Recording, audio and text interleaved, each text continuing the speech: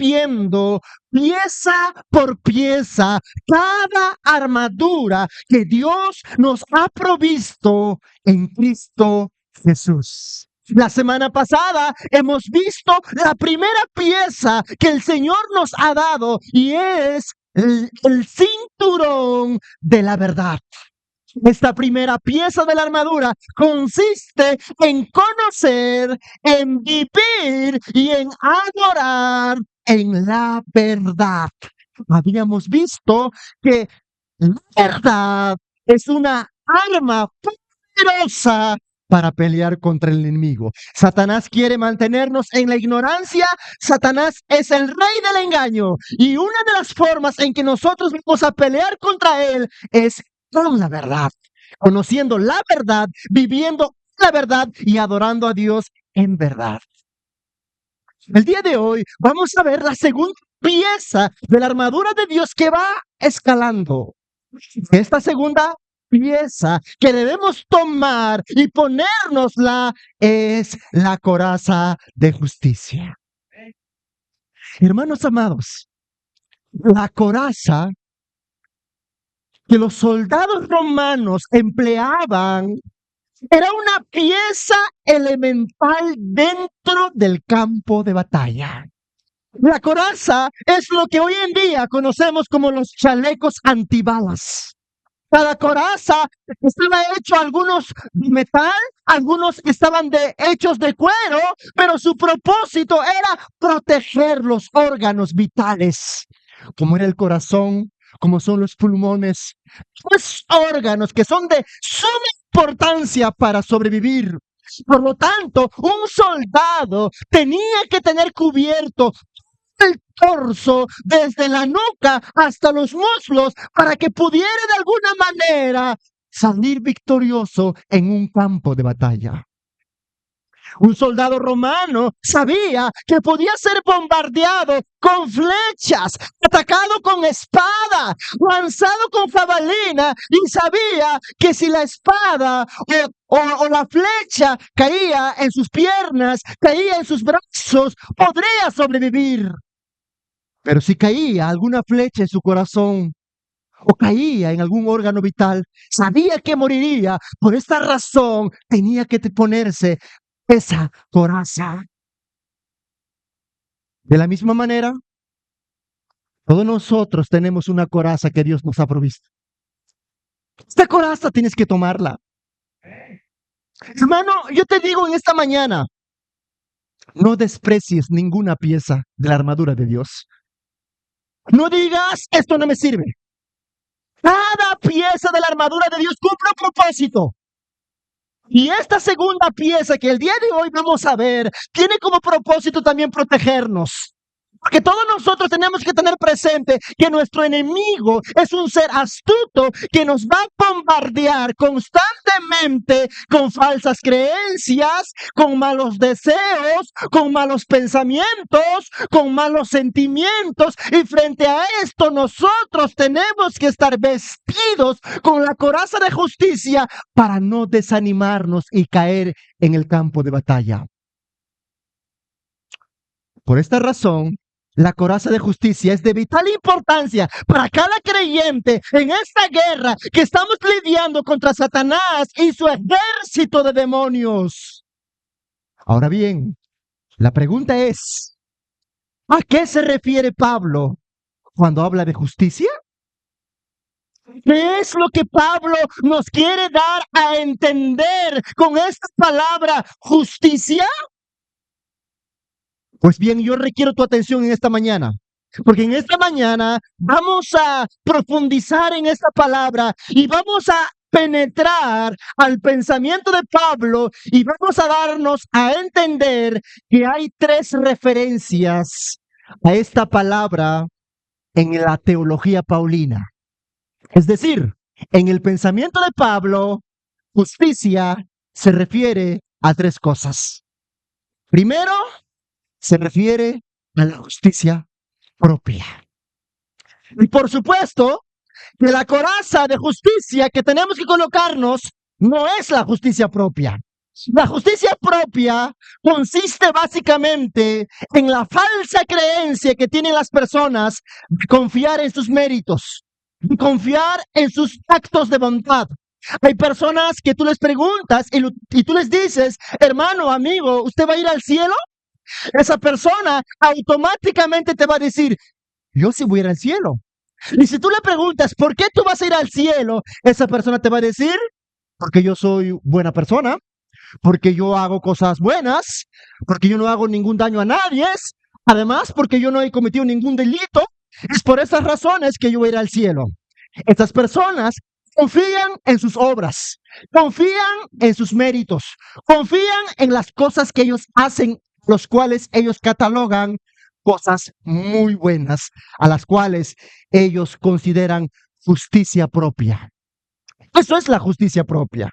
La justicia propia consiste en confiar en lo que yo he hecho para heredar la vida eterna. Y hay personas en el mundo y también en la iglesia que creen o piensan que van a entrar a la vida eterna porque han confiado en sus actos de justicia. Pero usted tiene que entender que esta clase de justicia, la justicia propia, no es aprobada por Dios. Dios aborrece a aquellos que confían en sus propias obras. Es más, usted tiene que entender que no hay un acto de bondad que nosotros hagamos en esta tierra que pueda emparejarse a las excelencias morales de un Dios tan justo. No hay ni un solo acto en nosotros que hagamos que no esté contaminado por el pecado. Que nosotros hacemos, que nosotros consideramos como actos de justicia, siempre están influenciadas por el mal. Muchas veces hacemos actos de bondad motivados por el orgullo. Muchas veces hacemos actos de bondad motivados por la alabanza. Muchas veces hacemos actos de bondad motivados por el aplauso de los demás. No hay ni un solo acto de bondad que nosotros hagamos en este mundo que alcance la excelencia moral de Dios. Por esta razón, Isaías nos dice que aquello que nosotros lo llamamos actos de justicia delante de Dios es nada más que trapos de inmundicia. Por eso dice el autor, pues todos nosotros somos como cosa impura. Todas nuestras justicias, aquello que tú le llamas actos de justicia, que son para Dios, son como trapo de inmundicia. Amado hermano, ¿sabes qué es un trapo de inmundicia? Un trapo de inmundicia era una tela que las mujeres se colocaban en su época de menstruación, en el tiempo bíblico. Ese trapo delante de Dios era considerado algo impuro, ceremonialmente era impuro. Y Dios dice que nuestros actos de justicia, aquellos por los cuales alardeamos, por los cuales nosotros pretendemos comprar la vida eterna, dice el Señor, son trapos de inmundicia. Yo los aborrezco, porque están contaminadas por el pecado. Por esta razón, hermanos amados, en nuestra justicia propia nosotros no podemos agradar a Dios, no podemos alcanzar la vida eterna. Estos actos han sido manchados por el pecado, son inaceptables por el Dios Santo. Los fariseos se consideraban hombres justos, porque ellos confiaban en sus logros morales. Ellos confiaban en su legalismo religioso. Ellos confiaban en sus prácticas ceremoniales. Ellos oraban en las esquinas de los templos, hacían limosnas, hacían actos de bondad, practicaban el ayuno, diezmaban hasta del comino. Ellos se creían superiores a los demás. Vivían en una vida de religiosidad y ellos pensaban que lo que ellos hacían agradaba a Dios. Pero no. Todo lo que los fariseos hacían era para llamar la atención. Buscaban el aplauso de la población. Querían sobresalir por encima de todos. Por esta razón Jesús los denunció una y otra vez. Jesús se enfrentó a ellos. Jesús estuvo contra ellos. En una de sus enseñanzas, Cristo le dice a sus discípulos, y note que esta enseñanza está dentro del Sermón del Monte. Y dentro de ese discurso, Jesús se refiere a los fariseos y les dice a sus discípulos que si ellos no practican la justicia mayor que la de los fariseos y escribas, no entrarán a la vida eterna. Dice así Mateo 5:20. Por tanto, os digo que si vuestra justicia no fuera mayor que la de los escribas o fariseos, no entraréis en el reino de los cielos. Hermanos, Jesús le dice a sus discípulos que la justicia que ellos tienen que practicar tiene que ser mayor que la de los escribas y fariseos. ¿Por qué razón? Porque la justicia que estos hombres practicaban no alcanzaba para entrar al reino de Dios. Esto quiere decir que no hay un acto de bondad humano que nosotros podamos hacer que nos alcance para entrar a la vida eterna. Esto quiere decir, amados hermanos, que nuestra justicia propia no es suficiente para entrar al reino de Dios. Ningún hombre puede entrar ante la presencia de Dios con su propia justicia. Dios lo rechaza. Usted tiene que entender que desde Adán y Eva hasta nuestros días, ni un solo hombre ha podido caminar conforme a las demandas de Cristo. No ha existido un hombre que haya sido verdaderamente justo parte de Cristo. Por eso Romanos 3:10 Pablo dice con categoría lo siguiente, como está escrito. ¿Qué está escrito en la Escritura? ¿Qué está escrito en la palabra? No hay justo ni aún uno. Así que usted no puede decir, pastor, yo soy justo, yo soy bondadoso, yo soy buena persona. Aquí la Escritura nos dice que no hay ni un hombre en esta tierra que sea justo. Por esta razón, amados hermanos, usted no puede confiar en su propia justicia. Usted no puede confiar en sus logros o en sus méritos o en sus actos caritativos o de bondad. Usted no puede decir, hermano Saúl, yo merezco la vida eterna porque yo hago esto, yo hago aquello, yo hago lo otro. No se deje engañar, porque no hay ni un solo acto de justicia que pueda comprar la vida eterna para nosotros. Por esta razón, hermano, usted tiene que entender que usted no puede confiar en sus méritos. ¿Y sabes quién quiere que nosotros confiemos en nuestras obras? Es Satanás. Las religiones que Satanás ha inventado son religiones que se basan en las obras. Religiones, el Islam, el judaísmo, las religiones que existen, todas las religiones y tribus existen, se basa en una religión de obras. Toda persona cree que va a heredar la vida eterna si hace una cosa, si hace otra cosa. Lo único que no se basa en una salvación por obras es el cristianismo, porque en el cristianismo se nos enseña a nosotros que nosotros somos salvos, no por nuestros méritos, sino por los méritos de otro. Y ese otro es Jesucristo. Pero Satanás, ¿qué es lo que busca? Satanás nos engaña con sus artimañas, con sus falsas enseñanzas para que nosotros abracemos esa creencia falsa de por lo que nosotros hacemos vamos a merecer la vida eterna. Satanás quiere que nosotros confiemos en nosotros mismos. Pero como usted ya ha visto, todas nuestras obras, aquellas cosas que nosotros llamamos obras buenas, Dios las considera trapos de inmundicia. Trapos de inmundicia. Así que mientras la gente crea o piense que puede salvarse por sí mismo, por sus actos de justicia, va camino al infierno. Porque cuando estemos delante de Dios, cuando estemos delante del tribunal de Dios, no podremos nosotros autojustificarnos diciendo yo hice esto, yo hice aquello o yo hice eso. Que Dios no nos va a salvar en base a nuestras obras. Todo lo que nosotros hacemos no alcanza para la vida eterna. Y Dios lo sabe. Y Dios sabe que nosotros no podremos salvarnos en nuestros méritos, en nuestras obras. Sabe Dios que nosotros somos impotentes de alcanzar las excelencias morales de un Dios justo. Es por esta razón que Dios ha provisto al hombre pecador de una justicia mejor. Pablo lo dice de esta manera. En Tito 3, 5 al 7, Pablo dice esta espléndida declaración. Pablo dice, nos salvó. ¿Quién nos salvó? Nos salvó el Padre. ¿Pero cómo nos salvó? No por obras de justicia que nosotros hubiéramos hecho.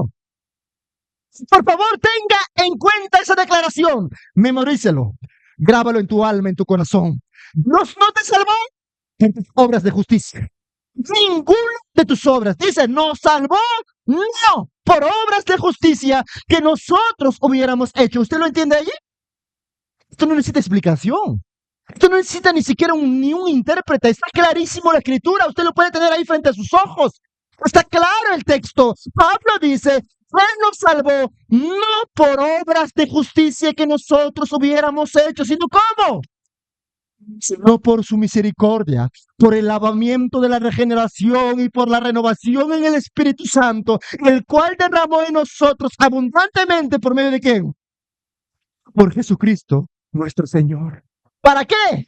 Para que justificados por su gracia, llegáramos a ser herederos conforme a la esperanza de la vida eterna. Gloria a Dios, que Dios rechazó nuestra justicia y nos ha provisto de una justicia mejor. Pero esta justicia mejor que Dios me ha provisto no es mía, es de otra persona. Así que mi propia justicia no puede ser la coraza que Dios me quiere dar para poder pelear en esta batalla. Yo no puedo pelear en la guerra espiritual con mi propia justicia. Saldré derrotado. Por esta razón Dios nos ha provisto de una justicia mejor. Y esta es la segunda clase de justicia que Pablo tiene en mente cuando habla aquí. Esta justicia tiene que ver con la justicia que Dios proporciona. Y Dios nos ha dado una justicia. Dios sabía lo inútil y lo estéril que es nuestra propia justicia. Por esta razón Él nos ha provisto de una justicia mejor, como lo hemos visto en Tito 3, 5 al 7. Y esa justicia no es nuestra. Esa justicia le pertenece a Cristo. Fue Él el que vivió una vida de excelencia.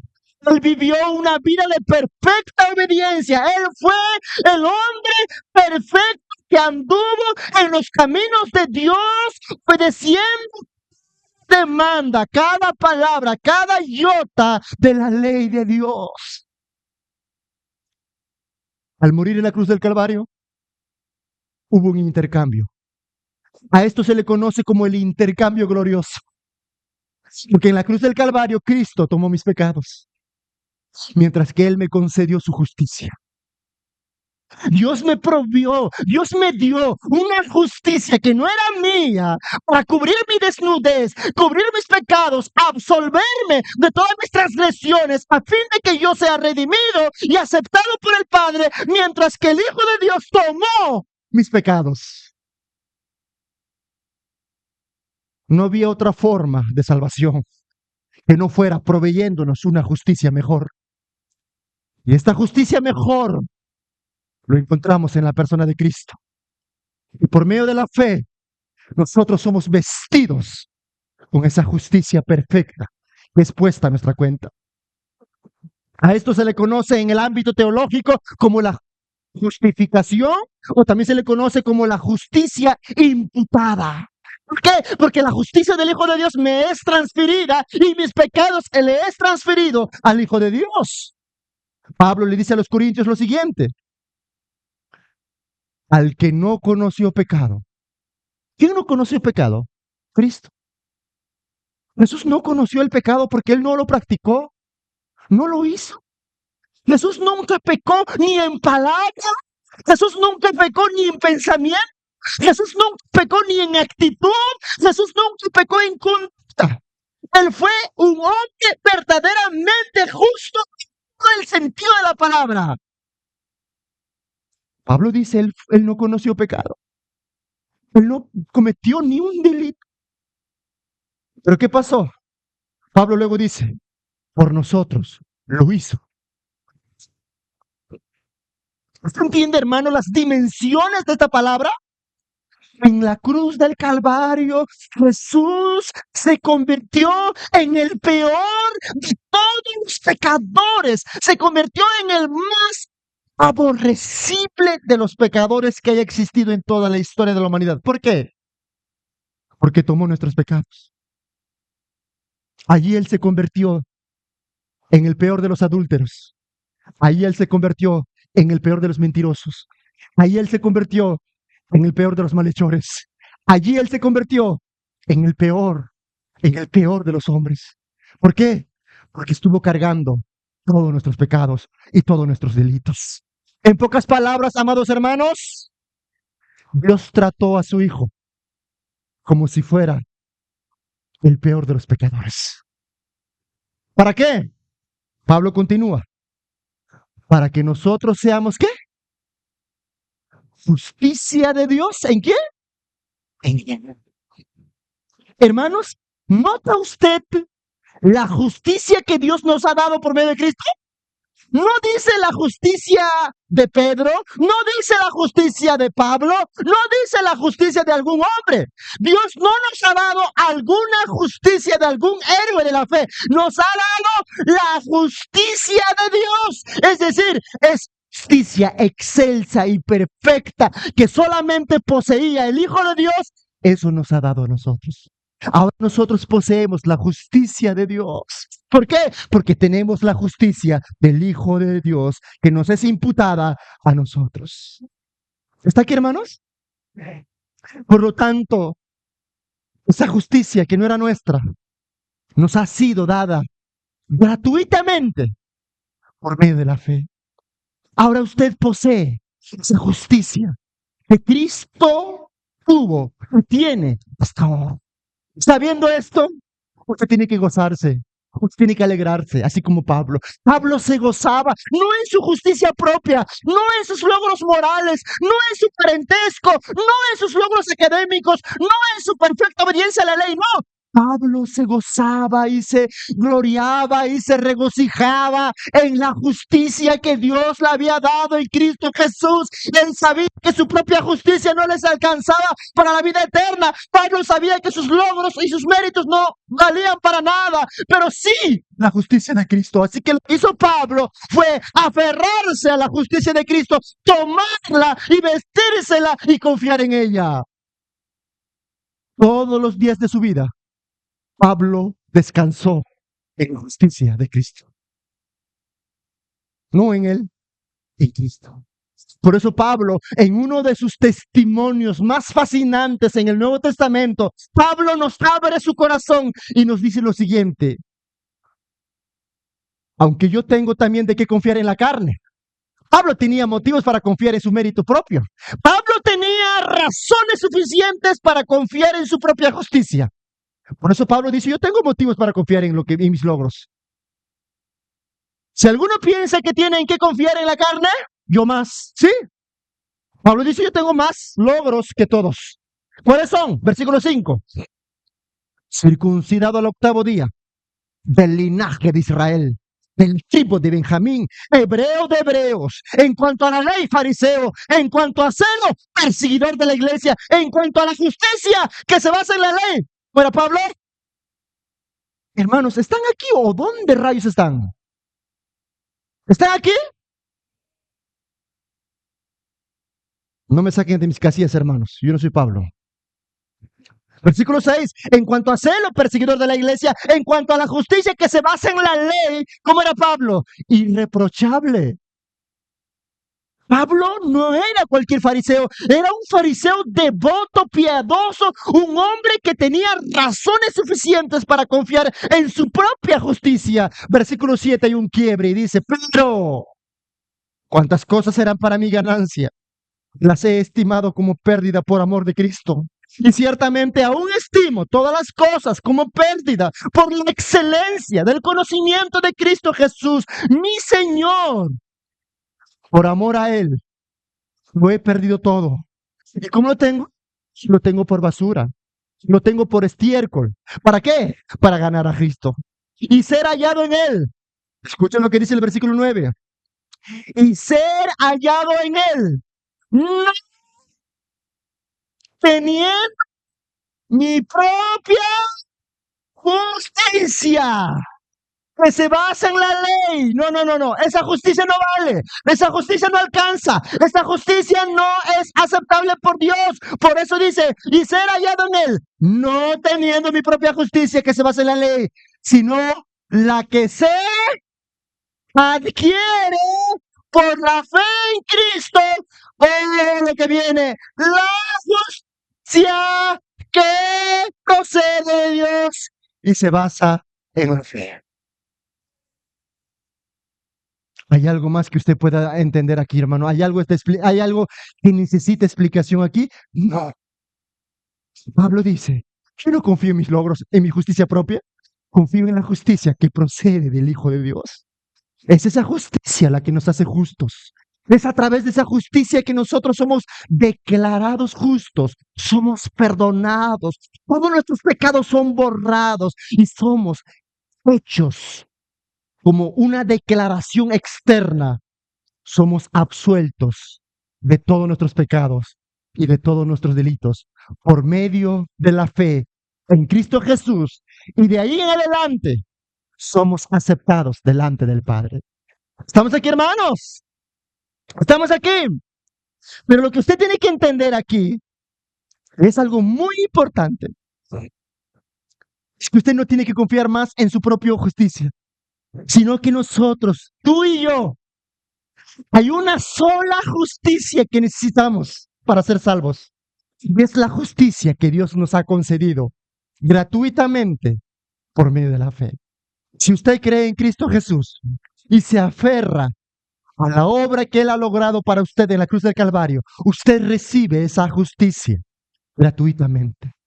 Esa justicia procede de Cristo. Gracia, la cual quita tus pecados, absuelve todas tus transgresiones, borra todos tus pecados, y desde ese momento suena el martillo y eres declarado justo, inocente. Ya no hay pecado contra ti. Pero la pregunta es, hermano, esta justicia que Dios te proporciona, ¿lo tomarás o lo rechazarás? ¿Vas a seguir confiando en tu propia justicia? ¿Vas a seguir confiando en tu legalismo? ¿Vas a seguir confiando en ti mismo? ¿O vas a empezar a confiar en la justicia de Cristo nuestro Señor Todopoderoso? ¿En qué vas a confiar? Usted tiene que tomar una decisión. Porque Satanás va a lanzar sus mejores ataques. Y es más, quiero decirte una cosa. Satanás es tan astuto que una de las doctrinas que más ha atacado Satanás a lo largo de la historia es la justificación por la fe. Porque la justificación por la fe está en el centro del Evangelio. Tú no puedes entender el Evangelio sin entender la justificación por la fe. La Iglesia Católica no lo acepta. Muchas iglesias no lo aceptan. Las iglesias católicas siguen confiando en sus méritos, siguen confiando en la penitencia, siguen confiando en otros mediadores, siguen confiando en su misa. Pero nosotros no. Por eso yo te pregunto, ¿usted va a aceptar o va a rechazar la justicia que Dios ahora le está proviendo, le está dando a través de Cristo? Usted tiene que tomar una decisión. Y lo que Satanás quiere es que usted no confíe en la justicia de Cristo, sino que usted confíe en sí mismo. Pero usted tiene que mantenerse firme en esta verdad. ¿Y sabes, hermano? Es una cosa. El diablo se va a aprovechar de ti y de mí. Porque somos débiles, porque fracasamos, porque caemos, porque muchas veces vamos a caer. Y usted tiene que entender que cuando hablamos de la justificación por medio de la fe, estamos hablando de que Dios nos declara justos, mas no somos hechos justos. Porque aún seguimos pecando, aún seguimos fallando. No somos justos en esencia, somos justos a través de una declaración. Pero en cuanto a nuestras vidas, en cuanto a lo que somos, seguimos siendo pecadores. Eso significa que vamos a fracasar, vamos a pecar.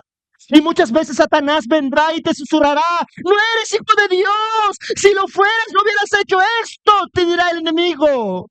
Otras veces Satanás se presentará y te dirá: eres un fracasado como cristiano. Otras veces el enemigo te dirá: ¿sabes qué? Eres un cristiano pecador y Dios está lejos de ti. ¿Qué es lo que quiere Satanás por medio de estas ofensas? ¿Qué es lo que quiere Satanás conducirte por medio de estas cosas que pone en tu mente? Es apartarte de la justicia de Cristo y conducirte a confiar en tu propia justicia. Y cuando Satanás haya logrado llevarte a confiar en tu propia justicia, te sentirás indigno, te sentirás el peor de los pecadores y sentirás que Dios está lejos de ti, porque estás confiando en ti mismo y no estás confiando en la justicia de Cristo. Pero tú tienes que decirle: diablo mentiroso, yo no te creo, porque yo no soy aceptado por mi Padre en base a mi justicia. Soy aceptado en base a la justicia y los méritos de mi Señor y Jesús. Él vivió la vida que yo no puedo vivir. Él tuvo éxito en lo que yo fracaso. Él venció lo que yo no puedo vencer. Y es por medio de su sacrificio que yo soy justificado, no por mí. Así que Satanás, cállate, eres un ser mentiroso y yo no voy a caer en tus mentiras. Eso nos anima mucho a seguir batallando en el camino de Dios. ¿Estamos aquí, hermanos? ¿Está entendiendo usted esta mañana? Así que usted tiene que entender que Satanás intentará hacerte muchas cosas, pero Pablo descansaba en la justicia de Cristo. Y lo mismo tenemos que hacer tú y yo. Cada vez que fracasas, cada vez que caes, cada vez que estás luchando contra el pecado, cada vez que muchas veces te vas a sentir un poco alejado de Dios, tienes que descansar en la justicia de Cristo. Tienes que descansar en los méritos de Cristo. Por eso Pablo dice en Romanos 8:33 al 34, cuando nosotros seamos atacados por el enemigo, tenemos que entender que la justicia de Cristo a nosotros nos mantiene firmes en el Evangelio. Pablo dice: ¿quién acusará a los escogidos de Dios? Pablo dice: ¿hay alguien que puede acusar a los escogidos de Dios? Piensa en lo siguiente, porque Romanos 8, Romanos 7, Pablo nos ha hablado de la justificación por la fe. Desde el capítulo 5 de Romanos, Pablo ha venido hablando de la justificación por medio de la fe. Ahora Pablo llega a la parte práctica. Y Pablo dice: ¿puede alguien acusar a aquellos a quienes el juez supremo del universo, que es Dios, perdonado? ¿Puede alguien lanzar sus acusaciones contra aquel a quien Dios ha declarado justo, inocente? Por eso Dios dice en su palabra: ¿quién acusará a los escogidos? ¿Quién es el que justificó? Dios es el que justifica. Si Dios ya te justificó por medio de la fe, cualquier cargo que presente Satanás contra ti no va a proceder. Porque el juez supremo, que es la máxima autoridad en todo el universo, ya te ha declarado inocente por los méritos de otro. ¿Quién es ese otro? Cristo. Y luego Pablo pregunta: ¿quién es el que condenará? ¿Hay alguien que te puede condenar? ¿Hay alguien que te puede lanzar al infierno? No, ya, ¿por qué? Cristo es el que murió, más aún el que también resucitó, el que además está a la diestra de Dios, el que también intercede por nosotros. ¡Gloria a Dios! Por esta razón Pablo descansaba en la justicia que procede de Cristo. Porque él sabía que cuando él descansaba en la justicia de Cristo, cuando él se vestía con la justicia de Cristo, él sabía que ninguna acusación que Satanás lanzara contra él iba a debilitarlo, iba a desanimarlo. Por eso, hermano, yo te quiero explicar en esta mañana: no hay una doctrina más importante que tú entiendas, que es la justificación por la fe. Esta doctrina es elemental para ti. Entiéndeme, vas a fracasar. Entiéndeme, vas a caer. La vida cristiana es un camino difícil y angosto. Muchas veces vas a tropezar, pero recuerda, cuando lleguen esos momentos de fracaso, recuérdate que tú no eres salvo por tu propia justicia. Recuérdate que tú no eres aceptado ni amado por Dios por tus logros o por tus méritos, sino por los méritos de otro, de Cristo. Por eso cuando tú hayas caído, dile: Señor, no me mires a mí. No me mires a mí, Señor. Mira a tu Hijo. Él vivió la vida que yo no puedo vivir, mi Señor. Me aferro a Cristo, mi Señor, y por medio de su obra soy limpiado, Señor. Recíbeme, Señor. Y Dios te va a recibir porque eres amado, aceptado, perdonado, redimido, adoptado por los méritos de Cristo, Jesús nuestro Señor. ¿Estamos aquí, hermanos? Este es un gran estímulo. Por eso Pablo todos los días de su vida descansó en la justicia de Cristo. Él no confiaba en sí mismo. Dijo: yo no confío en mi justicia, dice Pablo. Confío en la justicia que procede de Cristo, nuestro Señor. Así que usted tiene que entender que esta doctrina es elemental. Pero la justicia imputada debe avanzar. Ahora la pregunta es: ¿cómo sabemos que tú has sido justificado? Pastor, ¿yo cómo sé que he sido justificado? ¿Alguna prueba? ¿Alguna evidencia? ¿Cómo yo sé que el Señor me ha dado la justicia de su Hijo? Bueno, fácil. Eso se prueba a través de los frutos, a través de la evidencia de una vida transformada. Es decir, la justicia imputada debe seguir avanzando. Yo ya sé que soy declarado justo por los méritos de Cristo. Yo ya sé que soy salvo por los méritos de Cristo, pero ahí no termina la salvación. La salvación tiene que avanzar. La elección tiene que continuar y tiene que llevarme no solamente al hecho de ser declarado justo externamente, sino que me debe llevar ¿a qué? A la justicia impartida. Es decir, la justicia imputada debe conducirme a mí a vivir conforme a la justicia de Cristo. Y esto significa, en tercer lugar, la justicia impartida por el Espíritu Santo. ¿Qué significa esto, pastor? Significa que Dios no solamente quiere declararte justo, sino que Él quiere hacer de ti un hombre justo, una mujer justa. Dios no solamente quiere salvarte a través de los méritos de Cristo y declararte justo. Gloria a Dios por esta verdad.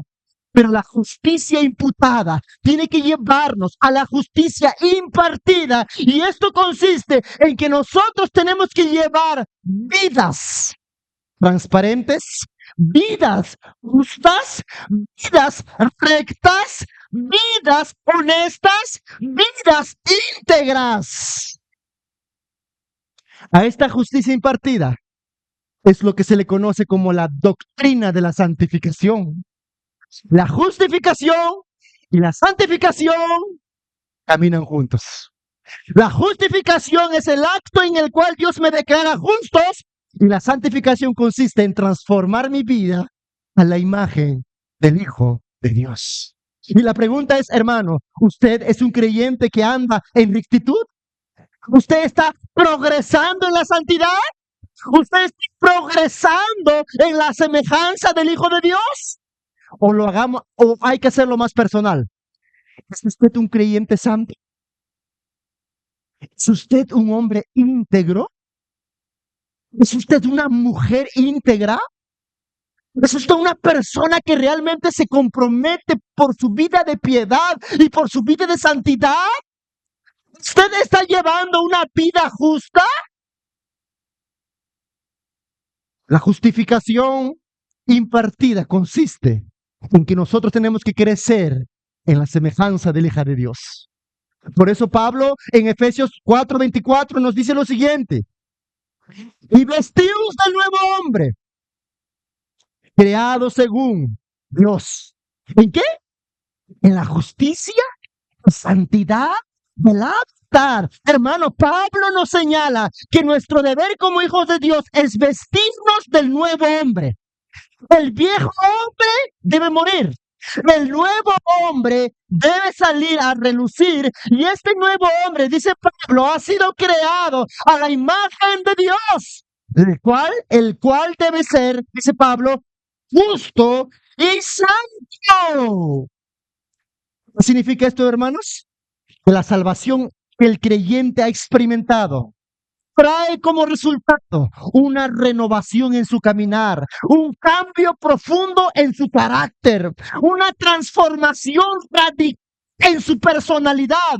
Si esa persona sigue caminando en las viejas prácticas, sigue caminando en esa vieja vida, esa persona no ha sido aún justificado. Porque el que ha sido justificado sufre una transformación radical en su personalidad. Quizás antes era un adúltero, un hombre lujurioso, un mentiroso, un lisuriento. Tal vez era una mujer que andaba perdida, cegada, pero en Cristo ya tenemos una nueva identidad. Somos transformados, nuestro carácter es renovado. Hay un cambio profundo en nuestra personalidad. ¿Y eso quién lo hace? Lo hace el Espíritu Santo por medio de la palabra de Dios. En pocas palabras, el creyente tiene que ir cambiando, tiene que ser transformado continuamente, tiene que ir creciendo más y más en la piedad y en la justicia. De nada sirve que tú me digas, pastor, yo soy salvo, si usted no vive la vida nueva que Dios lo ha llamado a vivir, la cual consiste, dice Pablo, en la justicia y en la santidad de la verdad. Más adelante, Pablo también nos dice lo siguiente en Efesios 5, 8 al 9, lo cual lo hemos visto, pero permíteme repetirte, y dice así, porque en otro tiempo que éramos nosotros, erais tinieblas. Eso es cierto, en otro tiempo tú y yo estábamos cegados en el pecado, inclinados por el pecado, vivíamos en la miseria del pecado, vivíamos en la ignorancia, en la oscuridad, hacíamos de todo. En estos meses de febrero, ¿dónde estábamos antes, cuando no éramos cristianos? Algunos estaban con su quena, algunos con su no sé qué, bailando su carnaval. Así era nuestra vida. Pero ahora ya no participamos porque ya no estamos en las tinieblas. Pablo dice, porque en otro tiempo pasado erais tinieblas, pero ahora que sois, ahora que somos iglesia, dígalo, ahora sois ¿qué? Luz en el Señor. Hay una transformación. El creyente ha pasado de una vida vieja, arruinada por el pecado, a una renovación, a una transformación, a un cambio profundo en su vida. Ya no es el mismo. Pasó de tinieblas a ser luz. Pablo dice luego, andad como hijos luz, evidentemente. ¿Y cómo se anda en la luz? Porque el fruto del Espíritu, mira lo que hace el Espíritu. El creyente que ha sido justificado ahora es transformado por el Espíritu Santo. Y el ministerio del Espíritu Santo en la vida del creyente es transformar a esa persona a la imagen de Cristo, en la cual resaltan algunas virtudes como ¿qué? Bondad, justicia y verdad. Un creyente que ha sido revestido de la justicia de Cristo, que ha sido salvado, es una persona que va a ser transformado y va a ser una persona que va a andar en la bondad, en la rectitud, en la verdad. Será veraz. Yo te pregunto, ¿vives como un hijo de luz? ¿Andas como de día? ¿Eres recto? ¿Eres veraz? ¿Eres bondadoso? ¿Te estás asemejando al Hijo de Dios? Hermano, la justicia de Cristo no nos deja en un estado de pecado. No vayas a decir, ya, pastor, he sido declarado justo, ya soy salvo, ya tengo vida eterna, gloria a Dios, ¿ahora qué? Ahora puedo vivir como me da la gana, no. La justicia imputada conduce a una justicia impartida. ¿Por qué se le dice justicia impartida? Porque se me imparte internamente la justicia de Cristo.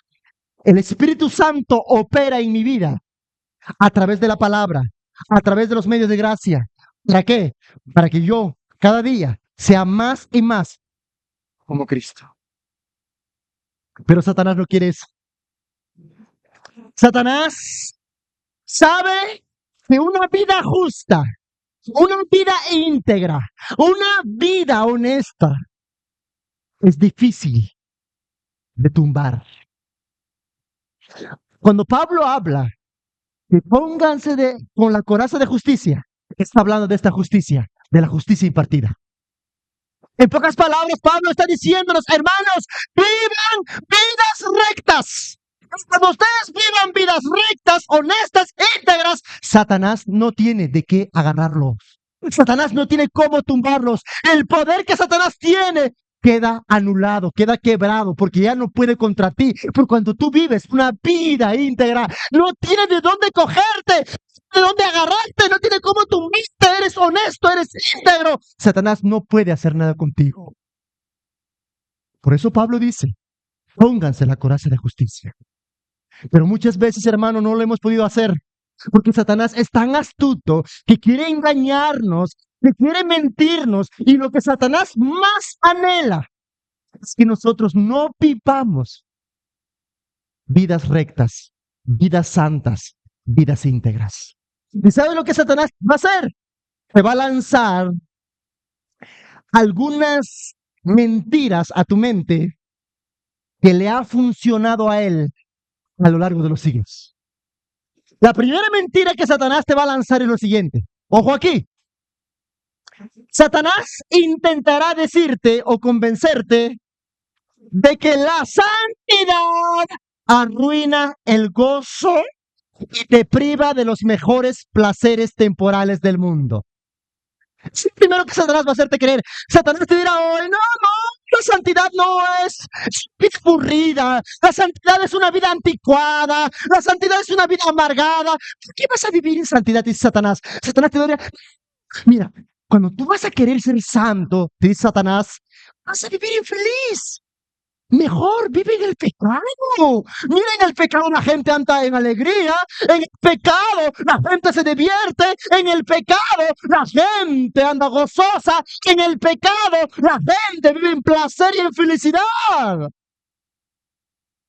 Cuando estás pasando, ayer yo estaba dando vuelta a la Tinguiña, y en una cuadra han cerrado, estaban bailando carnaval, se tiraban agua, la gente pintada, riendo, gozándose. Y muchos pueden pensar que esa vida es la vida de felicidad. Mientras que la santidad, ¿qué es? Es una vida amargada. Mientras que la santidad, ¿qué es? Es una vida aburrida. Eso es lo que Satanás quiere hacerte creer, pero es todo lo contrario, amado. El pecado conduce a la ruina, a la miseria, al dolor, a la podredumbre. El pecado te conduce a la desgracia.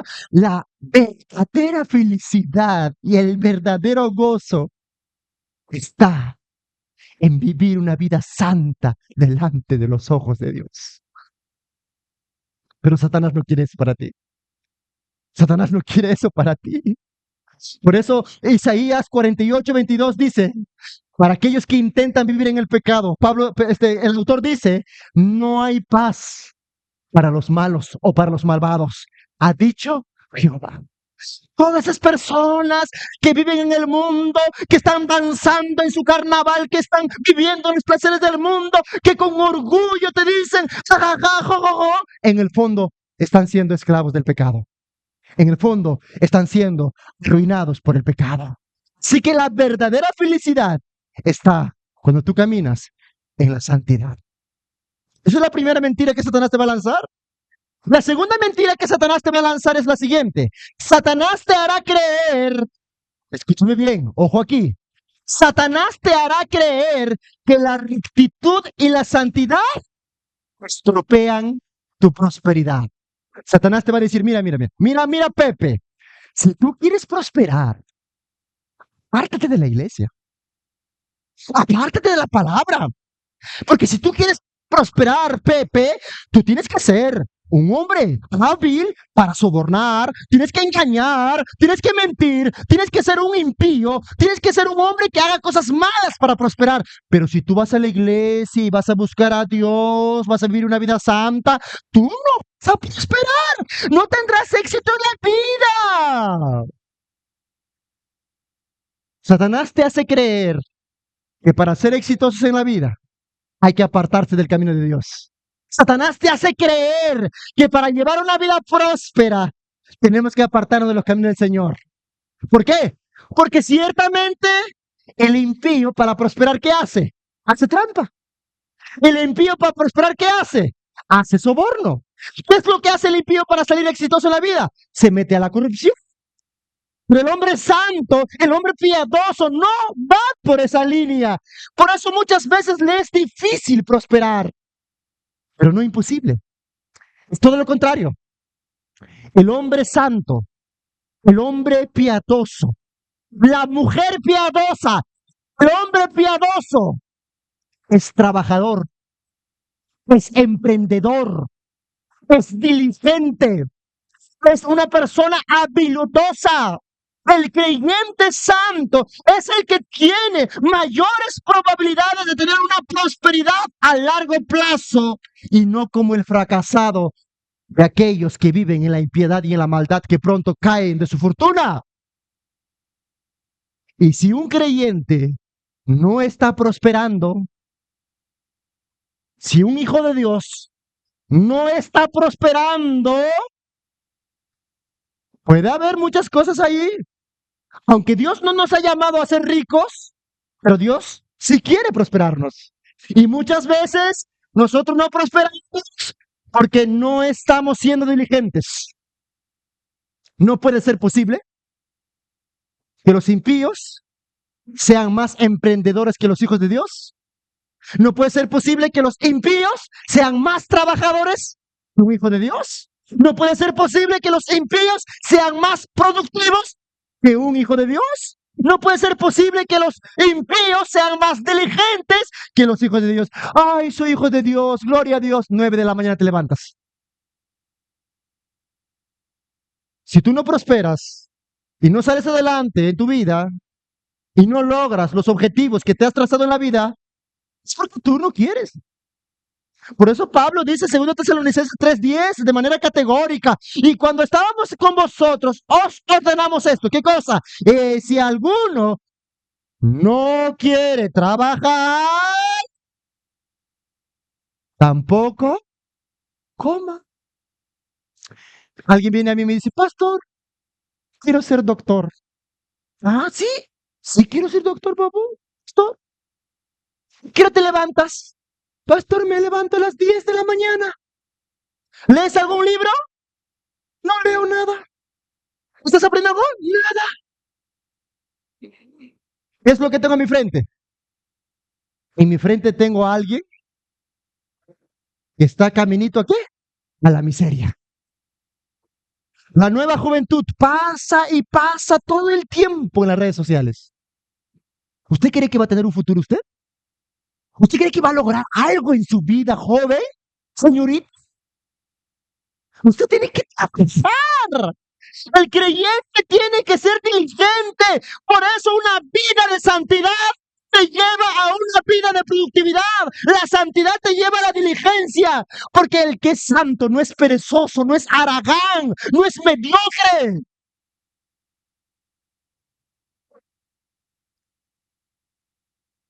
Proverbios 6:9 al 11 dice así. Grábate este versículo. Grábate este versículo. Dice así. Pon tu nombre ahí. En vez de perezoso, pon tu nombre. Perezoso. ¿Hasta cuándo has de dormir? Pregunta el proverbista. ¿Cuándo te levantarás de tu sueño? Un poco de sueño, un poco de dormitar y cruzar por un poco las manos para reposo. Así vendrá tu necesidad como caminante. ¿Y qué más? Y tu pobreza como hombre armado. Si usted quiere prosperar, usted tiene que ser diligente. Aunque el objetivo de la vida cristiana no es prosperar, el Señor nos llama a ser trabajadores. En la historia de la humanidad, los que han emprendido, los que han trabajado, los que han inventado, los que han hecho avanzar la tecnología han sido cristianos. Ellos han sido los que han alcanzado, han logrado cosas. Solamente el impío quiere aprovecharse de la fortuna de otros. Solamente el impío quiere robar. Solamente el impío quiere tomar lo de otro. Solamente el impío va a la trampa, va al soborno, va a la corrupción. Pero el Hijo de Dios no toma atajos. El Hijo de Dios, como es un hombre santo, trabaja con sus manos para lograr cosas en la vida. Así que cuando Satanás te diga, tu santidad te va a llevar a la ruina, dile tú no. No, al contrario, es la santidad lo que nos hace prosperar. ¿Estamos aquí, hermanos? ¿Estamos aquí? Permítame algo más, por favor. Yo sé que la hora nos gana, pero permítame. ¿Estamos aquí? Tercero, Satanás te hará creer que vivir en la santidad hará que pierdas tus amigos. Es cierto, vas a perder muchos amigos. Muchas personas se reirán de ti. Pero tú vas a elegir vivir en el camino de la santidad. Escúchame bien, jóvenes. Yo recuerdo que yo tenía muchos amigos cuando era mundano. Cuando fumaba, cuando tomaba, cuando delinquía, cuando robaba, cuando era un fiestero. Amigos no me faltaban. Pero quiero que tú sepas que la gente odia a las personas que buscan la santidad. Si tú buscas vivir en la santidad, te vas a quedar sin amigos. Y muchas veces tu propia familia te va a rechazar. Tus propios amigos te van a rechazar. Tus propios compañeros te van a odiar. ¿Por qué? Porque la gente aborrece a aquellos que hacen cosas diferentes. Te van a llamar loco, te van a llamar treglodonita, te van a llamar retrasado, te van a llamar una persona enferma, porque no practicas lo que ellos practican. Por ejemplo, en la universidad, ¿qué te van a decir los amigos? Oye, Omar, vamos a hacer esto, vamos a hacer aquello. Si tú te niegas, ¿ellos qué te dirán? Te van a perseguir, serás el hazme reír, se burlarán de ti, porque no haces lo que ellos hacen, porque no vives como ellos viven. Por eso el creyente que es santo muchas veces será aborrecido, será perseguido. Jesús lo ha dicho. Jesús dice, Mateo 5, 11 al 12, bienaventurados seréis cuando por mi causa, ¿qué dice? Os insulten, os persigan y digan toda clase de mal contra vosotros. ¿Cómo? Mintiendo. Mintiendo. Gozaos y alegraos porque vuestra recompensa es grande en los cielos, pues así persiguieron a los profetas que vinieron antes de vosotros. Porque si tú fueras una persona que vivieras en el pecado, si tú amaras la oscuridad, entonces la gente te amaría. Pero como tú amas la santidad, es lo correcto, amas lo justo, es lo verdadero, la gente te va a despreciar. Yo recuerdo cuando estaba en el seminario, yo estaba entre la espada y la pared, que durante los exámenes, yo tenía un compañero aquí, un pastor, me decía en el examen, nota, nota, ¿cuál es la respuesta de la pregunta 2? El pastor me preguntaba eso en el examen del seminario, en teología sistemática. Yo estaba entre hacer lo correcto y hacer lo incorrecto. ¿Lo correcto cuál era? Decirle la respuesta, ¿verdad?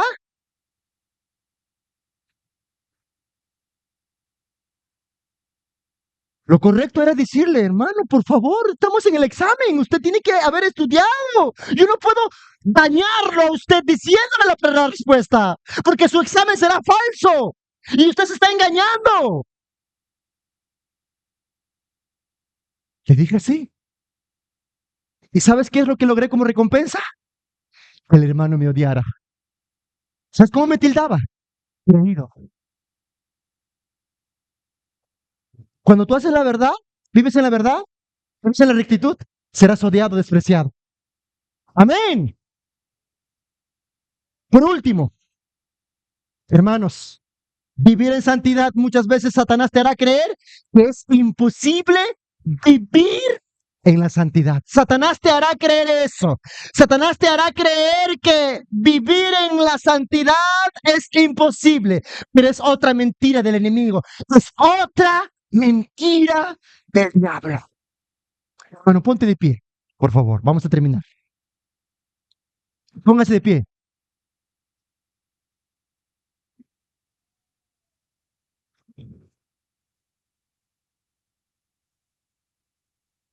Póngase de pie. Terminamos. ¡Severikuchi! Póngase de pie. Perezosos. Hermanos, mírenme aquí. Mírenme aquí. Termino con lo siguiente. Satanás